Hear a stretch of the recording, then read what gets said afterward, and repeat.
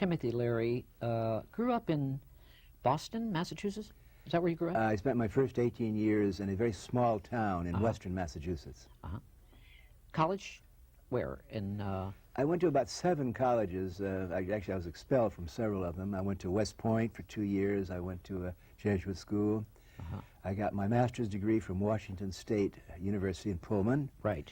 And then my doctorate in psychology at UC Berkeley. Berkeley. Expelled from where? You say several. Expelled for what reason, may I ask? Well, I was expelled from the University of Alabama for spending the night in the girls' dormitory. Now, you're going to ruin my reputation. Go ahead, Timothy. I want to know. No. You're going to go for the real inside story. No, you say expelled. Go ahead, like you several. But what expelled? What else? For what other reasons? You said one for girls? I was expelled from a Jesuit school called Holy Cross College for gambling, playing poker, blackjack late at night during a religious retreat with a son of an Italian mafia guy from New York. That got me. They graduated me right there. You've been outspoken ever since you were a kid, then, really. Timothy Leary's always been his own person, own mind, own spoken person. Yes, I lived a very, well, I would say a lonely childhood. It was a very isolated little town, and I didn't see much of the sophisticated world, so I lived as a child an extraordinary life. I read books all the time, and I dreamed dreams of doing heroic things to help the human race, and my model, my idol, was a philosopher named Socrates, and I based my entire life on Socrates. So that's where Timothy Leary... He's the guy that caused all the trouble for me. His motto was, he said that the aim of human life, Kippy, was to know thyself. Now this was very subversive, because the very idea of someone saying, you don't have a self, you're a serf, you're a slave. He was inventing the idea of individuality, and that you could do something about your life. Now, as soon as I studied the books about Socrates, I realized that this is a dangerous profession, because you're teaching people to question authority. I realized that this job, which I was going to undertake, the corrupting of the minds of youth, it paid poorly. It could get you in serious difficulty with the authorities, and in the case of Socrates, it got him hemlocked. But I've enjoyed this profession, and in the last 70 years in America, it's been a wonderful time. It has? For a dissident philosopher, because so much change has happened that Do you think the kids today know thyself? There's a lot of them they don't have identifications of their own self. They don't know who they are. They just follow the leaders. Ain't it the truth? It's been that way. Am I right? It's been that way for most human beings throughout most human history. Right. At certain times in human history, culture, when everything's favorable, you have what's called a renaissance. Now, they had one in Athens, because Athens was protected by geography from the big empires. Right. There's another great renaissance around Venice and in northern Italy. And a renaissance preaches the basic religion of humanism. Right. Renaissance period, we had one in the 60s here, and the key to it was humanism. He said, the aim of individual life is to know yourself and to treat each other as human beings. And this flies in direct opposition to every fundamentalist religion, to every political party where you're supposed to work for God or for the state. So, and what happens in a renaissance, we rediscover the wonderful potential of the inner human being. Right. It becomes, the clothes tend to come off because there's more human contact, and beauty and erotic activity tends to be more active at this period. So in the 60s we had a classic renaissance, which ended in 1980 when the repression of Reagan and Bush came out. We all know that's modern history. Right. Berkeley. Went to Berkeley. I went there for 4 years, and I taught. And you taught? For about 4 years at Berkeley, yeah. Philosophy? Psychology. Psychology. But that's really philosophy, too, isn't it, really? Yes, Psychology, philosophy. Yeah, you know, of course, to be a good psychiatrist, or, go ahead. I agree with you. I agree with you, Skippy. So what do you think? You were there in the 60s, or was it the 60s you were there? When were you there?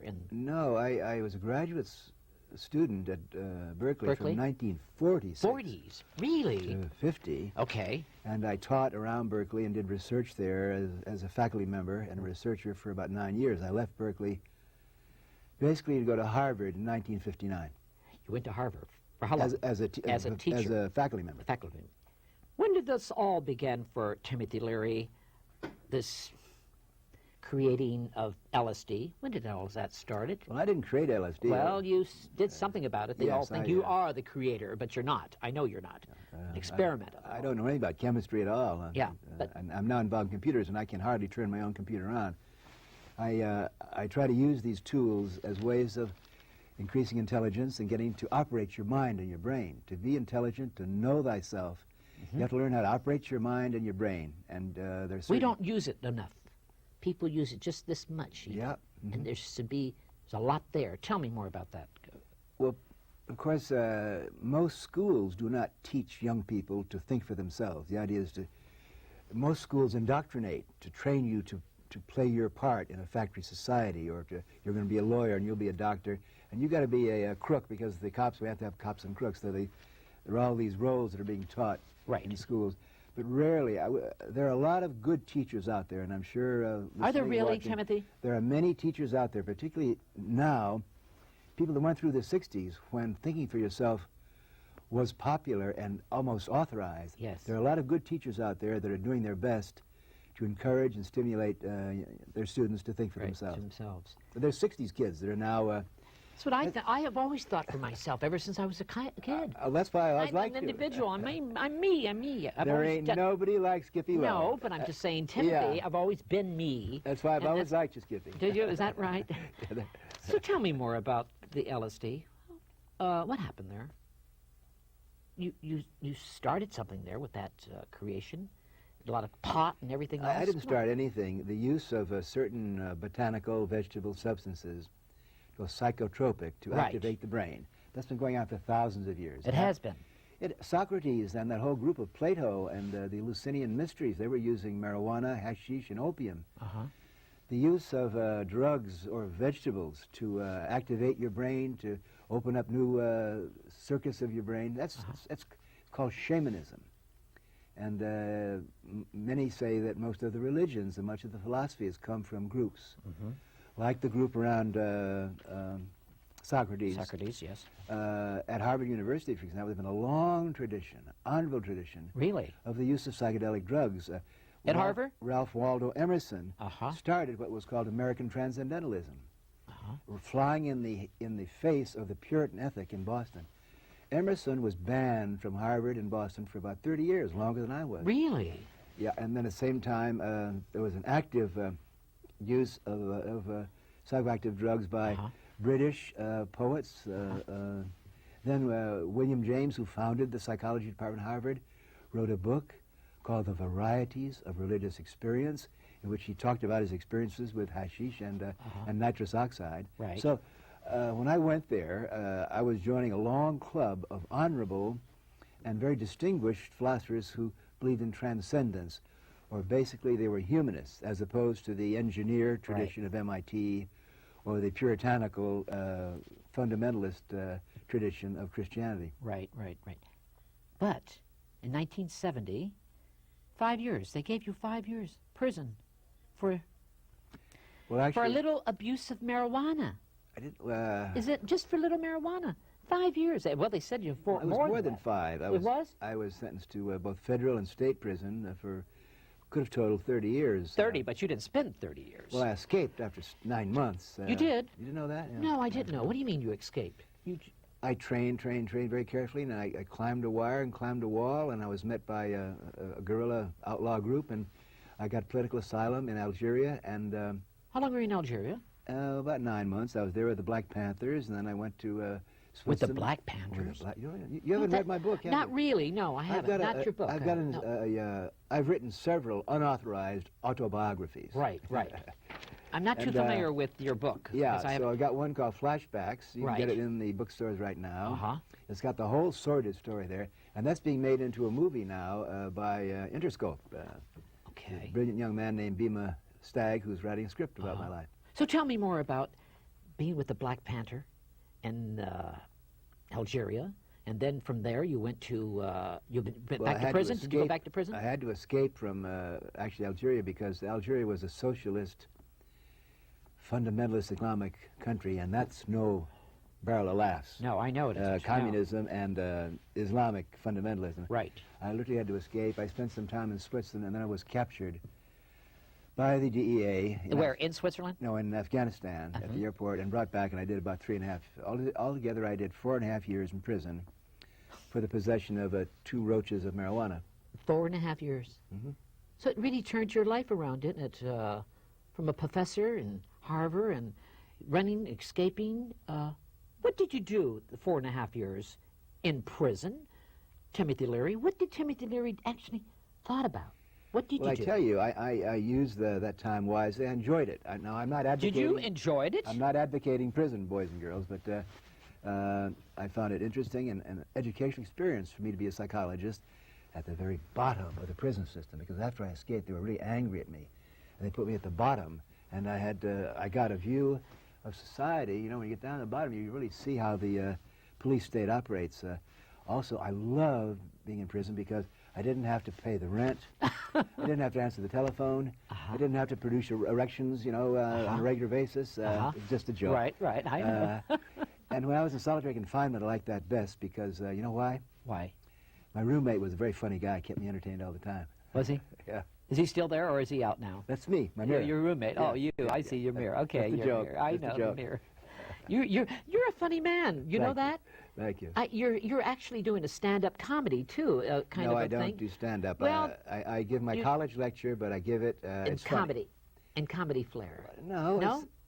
I make fun of authority. I make fun of. I'm very Well, irreverent. that's comedy. That's fun. Yes, but I'm not a stand-up. No, I meant, I you know. don't tell dick jokes, you know. And I No, don't no, tell, no, we Should I say- understand that. Can I say dick on this program? Yes, of course All you right. can. But No, I Timothy, don't- I understand that. Yeah, I don't do that kind of stand-up. I try to mercilessly make fun of Christianity and Islam and politicians. That's just part of my job as a dissident philosopher.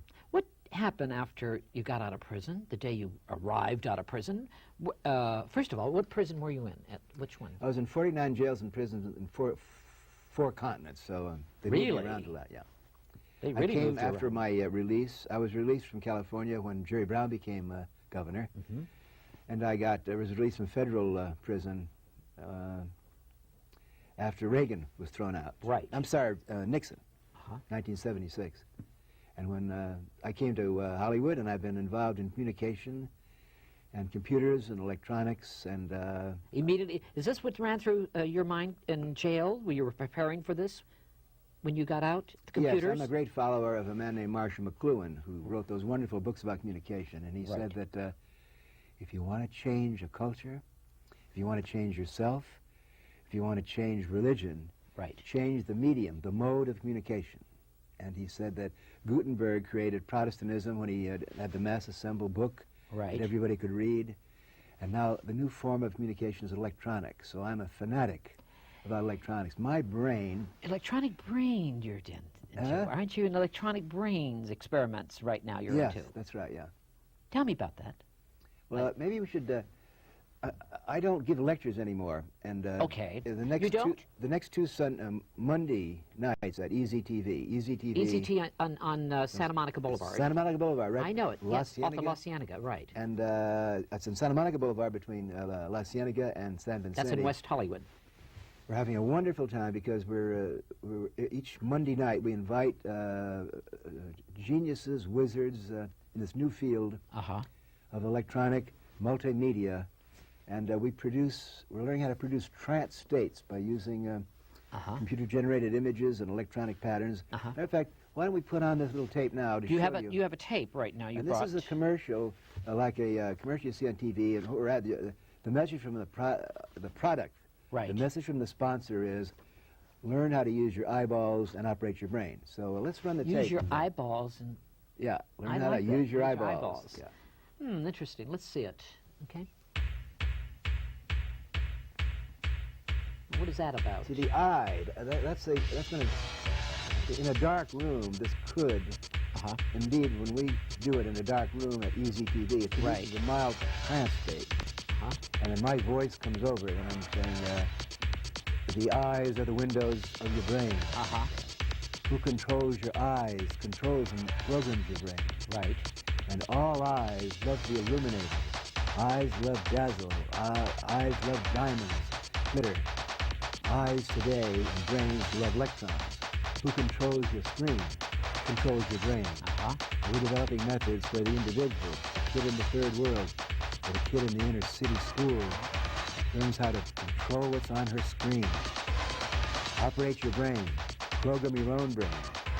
Use the methods of modern advertising, trailers and commercials to put your own message on your brain. Right. Otherwise, you'll be programmed by the wizards who control commercials on your television set. Is this relaxing when people see this? Well, we're trying to jumble you and scramble your brain. See, you're basically, my brain, most brains love to be jumbled with electrons. Do they really? Oh, sure. It's been known. Stimulate them? Is that stimulation? There's been a rumor for centuries that some guy, tough male macho, dazzle the diamond in some young girl's eyes. Right. She'll wash his socks forever because diamonds are a girl's best friend. Excellent. Wrong. Diamonds give power to those people who know how to use them. And now electrons. So we're teaching people, we're developing new computer programs, running off CD-ROM, running off Nintendos. Where do you get this idea from? It's all out there. It's all out there. It is out there? Yeah. But these are not my ideas. What sort of persons attract to Timothy Leary? What sort of person attracts to intelligent people, I know. People with minds and they want to be their own persons. But what sort of persons? Well, people, I can tell you people who do not like me are those people who are deeply committed to a religious orthodoxy or to a fundamentalist cause. Right. Open-minded people like me. People that, troublemakers, bohemians, artists. Would you consider yourself a bohemian? Well, it's one phrase. I'm a hippie, I'm a beatnik, I'm a bohemian. I'm basically an outsider. I'm a dissenting philosopher, and there's always a good market for a good audience because basically a lot of people out there want to be turned on and want to learn how to operate their brains. What has been the biggest lesson for Timothy Leary in your life? Well, it's kind of foolish to be, I don't pretend to be a wise person. I understand that. I raise questions. I don't give answers. That's what Socrates told me. Right. But I will give you an answer here. We're playing the ping-pong game of an interview. Right. Let me see. The best tip I could give anyone, if you want to grow and learn how to become smarter and enjoy life more and remain young, hang out with people that are smarter than you are and they can teach you something about your mind and your brain. And I'm proud to say that I hang out, my friends, every week. When I look at my calendar, my appointment book, and I see the people that I hang out with. Who sort of some of the people? Come on. Well, Sunday, for example, at my house in Beverly Hills, I had a turkey roast. I didn't do anything about the turkey. For 70 members of Alcor. Alcor is an organization who believe people that are going to have their bodies or their brains frozen. You heard about Of course. I'm a member of I might be one of them. Go ahead. We had 65 or 70 people in my home. We plan to meet each other maybe in 20 or 30 or 40 years because we're going to be brought back by Is that the tag? Yeah, that's the tag. That tells doctors, do not autopsy me, freeze me. Really? It says freeze the occupant. To give an example, now these people, these 60 people, by definition, they think for themselves, right? Right. I like that. They're mavericks, and they're smart because you got to be smart. You have to understand the physics and the biology and the memory. So they're smart people. Monday nights every Monday night I go to Easy TV, and we're assembling Easy TV. What do you mean by assembly? You gather people around. People come in, they buy a ticket, and they come in. But we're and you assembling talk to them crew. Yeah. For example, there's a play called Timothy and Charlie. It's about me and Charlie Manson. It was written by Tim Reel, and they do incredible audio visuals. So they perform. What we're doing, Skippy, is we're merging at Easy TV every Monday night the power of electrons to create an environment. And then out of the environment, the lecturer comes, or the actors in the play suddenly jump out of the screen-like environment. We're developing experiments in what's called virtual reality. Right. And these young people I'm the luckiest, really, the man in the world. Every week I meet new people that are on that frontier of electronic communication and consciousness expansion. And intelligence increased. What's been the hardest for Timothy Leary? What's been the hardest for you?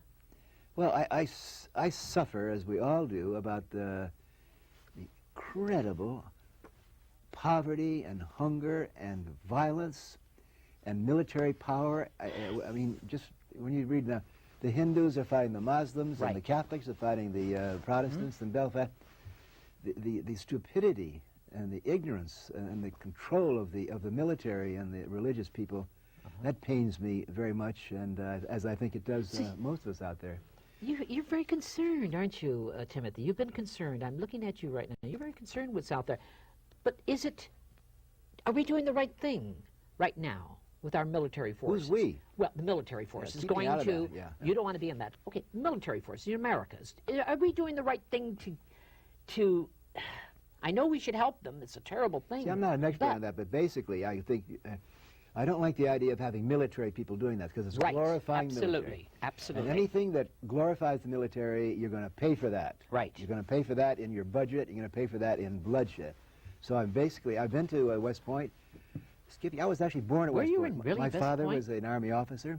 I was born at West Point. Is that one of the schools you got kicked out of? And I got kicked out of. No, I actually resigned from West Point. You resigned? I know the military mind very well, and the military mind is not to be trusted. I do too. I used to entertain 10, 15 years of my life all over the world, Vietnam and everything. And I know the military, and I don't agree us military being there. Hardliners, the hardliners in America, and the hardliners in Russia, and the hardliners in Somalia, they all want to take our wealth and use it on weapons. So. Some of your books. Tell me some of your books. And I have not read. I got to be honest with you. How many books have you got out? It's around 30, 35. 35? Yeah. Really? What's the most popular of Timothy Leary? Flashbacks. The Mirror? Flashbacks? Flashbacks. Yeah. How about The Mirror? The Mirror. Mind Mirror was a computer game. Tell me about the Mind Mirror.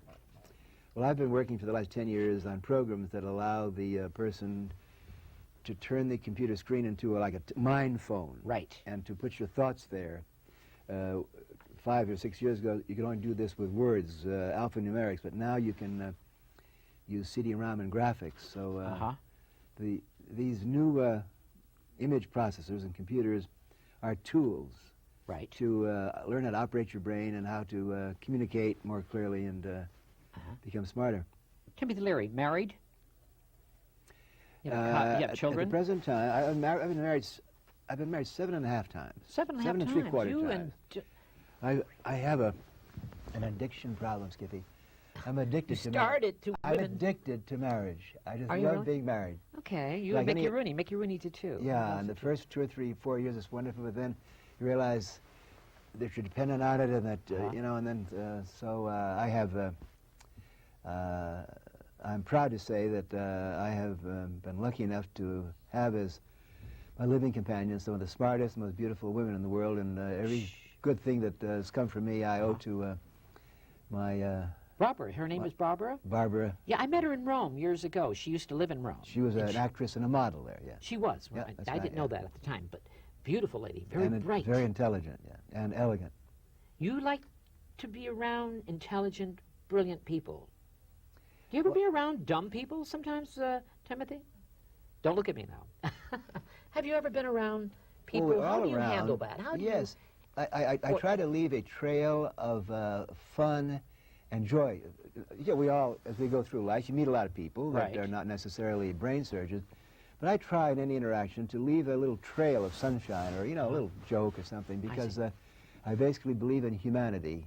Yes. I believe in the human potential, and my life is about awakening or encouraging people to develop their potential.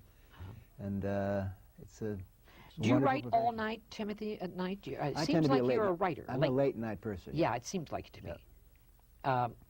Because I think you read a lot. You read a Less lot. and less. Everything? I don't read books as much anymore. I read magazines, and I do a lot of computer stuff. Is that important for us to know what's out there in the world today? Or sometimes it confuses me when I turn the TV on and listen to the news. It's upsetting. Yeah, it's sad. It's sad. I can't sleep at night sometimes. That's why I don't want to listen to the news late night. How do we handle that? How do we handle that? Well, see, when people ask me questions like that, my answer is think for yourself. Okay. Figure it out yourself.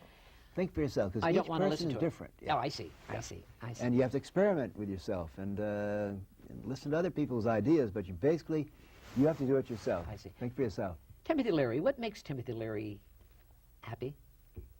What does he? Are you a happy person? I think I'm one of the happiest people who've ever lived. Really? Yes. Even throughout this whole... Do you have any regrets in your life right now, Timothy? Yes, that's a logical question. I regret the fact that I moved around so much and being in prison and being so controversial. It was very hard on my children. And it was very hard on one of my marriages, because at one point, Richard Nixon called me the most dangerous man in America, and I was being stopped and chased by the police everywhere I went they were just, well, Right. my basic crime was I was abusing the First Amendment by by talking too much. I know. I understand. But They it don't was very like us to think for ourselves. Yeah, When they start, and, we think for ourselves, we're dangerous. It was very hard to answer your question on my children, to have their father, such a hated person. My son, when he went to high school, was actually beat up by other kids because he was Really? my son. Yes. And this takes a tremendous, of course, still I'm a middle-class American, so it's not as bad as it is for most children in the world, but still I regret that my kind of life was hard on the people that were closest to me, and because family and friendship are the basic things. How is he handling it today, your son? They're doing fine. They're doing fine. They're going to school? I've got Are 5 grandchildren, and I'm in Really? touch with them all the time, and Uh-huh. they go up and down. And there's not as much enmity. As a matter of fact, people are not, the government isn't going around, chasing me now, I hope. Yeah. But things are, Is Timothy it's going Leary... to be a great 1990s. I'll tell you a little story that was told to me. It's a time to rejoice, because when you think about it, there are a lot of bad things happening, but we have a president, Right. a vice president, and 2 dynamic, strong first ladies, Right. all of whom are younger than old farts like Bob Dylan and Mick Jagger. Isn't that something? It's a whole new young generation. Isn't it great? Which is post-World War II, and it's the 60s kids, and So you like that? I don't, I'm not claiming that Clinton's going to be a great politician, because it's a hopeless job, but Right. the spirit of hope that Clinton and Bush, and there is all around the world, there's You a sense sense that. I do too. it's Kennedy, for example. When Kennedy was elected in the 60s, he gave us hope, too. Actually, Kennedy was not a very good president. Yes. But still, the fact he was young and jacky, and it gave us a sense of hope and vigor and courage. And And he might bring Dylan to the White House to play for him. I Dylan? like Dylan. Don't you like Dylan? Bob Dylan. Bob no, Dylan. Jimmy I know. Carter did that. Yeah. The rumor is that they might bring the Grateful Dead. No, they're not going to bring Dylan. I don't think No. so. Tell me about Timothy Leary's book and life story and movies. What's going to happen? Are they going to be doing that of Timothy Leary? I don't know. Who would you like to see do your life that's story, kind Timothy? That's almost like a I don't don't think like about to it. I don't think about that. I'd like Grace Jones to play me. How about Grace Jones?